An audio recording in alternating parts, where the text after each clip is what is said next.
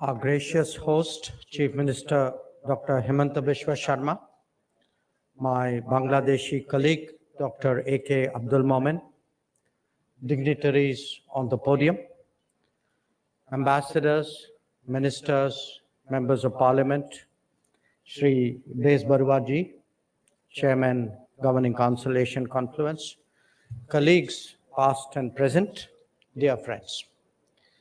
It is a great pleasure to be back in Guwahati for the NADI conference.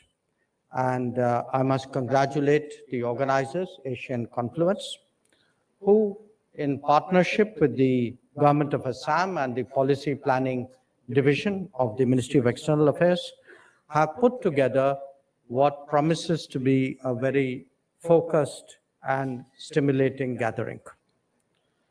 Conversations help to create change, and thoughts about confluences certainly encourage plans of cooperation.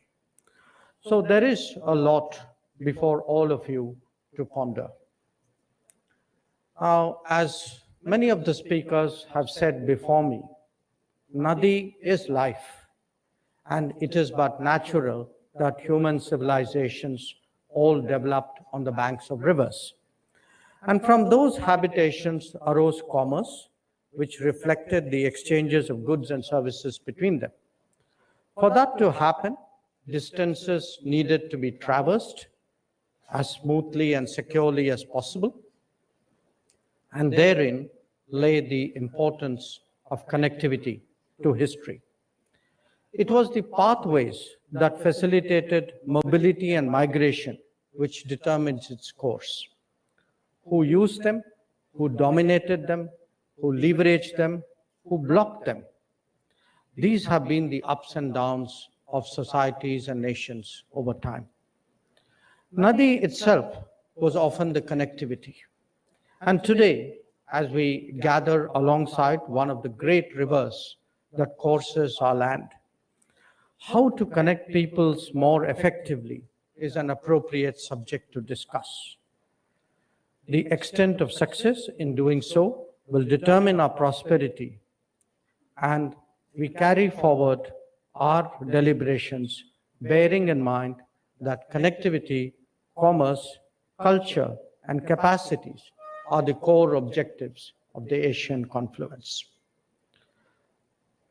Better connectivity is central to improving the ease of doing business and the ease of living, both key priorities of the Modi government. When done with imagination and on scale, it can actually have repercussions far beyond the immediate issues of the day. So, with Guwahati as the location, let us consider the enormous promise that it holds, not just for the region and our neighbors, but even for the geographies beyond. To comprehend that fully, ponder for a moment on the impediments that we need to overcome.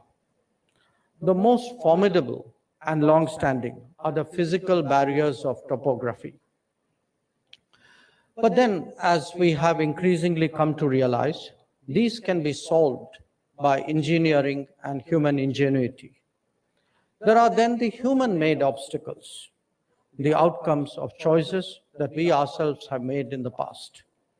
These are best addressed by a vision that realizes the shared gains offered by regional cooperation. And when it comes to the process of connecting, then the broader our definition of that bonding, the more effective will be its impact. Connectivity may have started with roads and waterways, or as the minister said, river roads. But today, we also conceptualize it as power grids and data corridors, education and tourism, and as energy flows and cultural contacts. In fact, anything that connects is connectivity. Now, what happens when we are successful? And that is not a hypothetical question, because we can already see before us evidence of some progress. For a start, an India that is more connected to the Northeast, and a Northeast that is more connected to India's neighbors will mean a complete transformation of the regional economy. Instead of being regarded as a frontier, it will emerge as a hub in itself. Its resources and skills will have a larger and more ready markets. The supply lines in and out will be shorter. The outlets to global access would be diverse and manifold. The intensity of economic activity will rapidly deepen because it will capture many more segments. Bear in mind too that in the long history of the Indian subcontinent, its high points were periods when the East was the most prosperous. Today too, our national resurgence is directly connected to the economic revival of the East. The coming together, therefore, of the Act East and the Neighborhood First policies have an enormous reinforcing impact. And it is one that extends beyond the confines of South Asia. The realization of the potential of BIMSTEC is one example, and the Thai Vice Minister spoke about it, is one example that will change the Bay of Bengal. But think what happens if land connectivity through Myanmar and a sea connectivity through Bangladesh become viable. On a commercial scale, a world all the way to Vietnam and Philippines, from Haiphong to Hazira and from Manila to Mundra will open up, creating an east-west lateral with sweeping consequences for the continent. It would not only build on the partnerships that we have with the ASEAN and Japan, but would actually make a difference to the Indo-Pacific economic framework that is now in the making.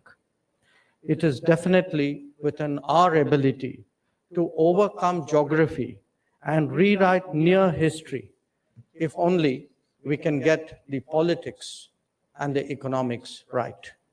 And as the Chief Minister pointed out, we can draw strength from far history in this regard. So let us see how this vision can be realized, can be achieved in real life on the ground. The starting point, I believe, is enhancing connectivity with Bangladesh, especially with the Northeast. The restoration of the 6 historical cross-border rail links, dormant since 1965, is one major step. Once operational, the Shahbazpur to Mahishashan link will be extended within Bangladesh and connected to the Kulwara-Shahbazpur rail line, currently being modernized using an Indian line of credit. Inaugurated in December 2020, the Chilahati-Haldibari line will further enhance Assam's connectivity to Bangladesh through New Jalpaiguri, including passenger traffic. A new rail link from Akhora to Agartala too is being developed under grant assistance. And we all know that this is already increasing trade between India and Bangladesh. Overland movement of goods is taking place using 28 notified land customs stations and 3 integrated checkpoints along the border. The Maitri Bridge over the river Feni connects Sabroom to Ramgarh and was opened by the Prime Ministers of the 2 countries in March of 2021. Negotiations are also underway to operationalize the BBIN motor vehicle agreement to ensure seamless vehicular movement. Inside Bangladesh, India is collaborating on a series of road projects, including improving the Ashuganj River Port, Akhora Land Port Road, under a line of credit of more than $400 million. The road project connecting Baruerhat to Ramgarh on the India-Bangladesh border, which will increase Tripura's road connectivity with Bangladesh, is also being implemented under another LOC of $80 million.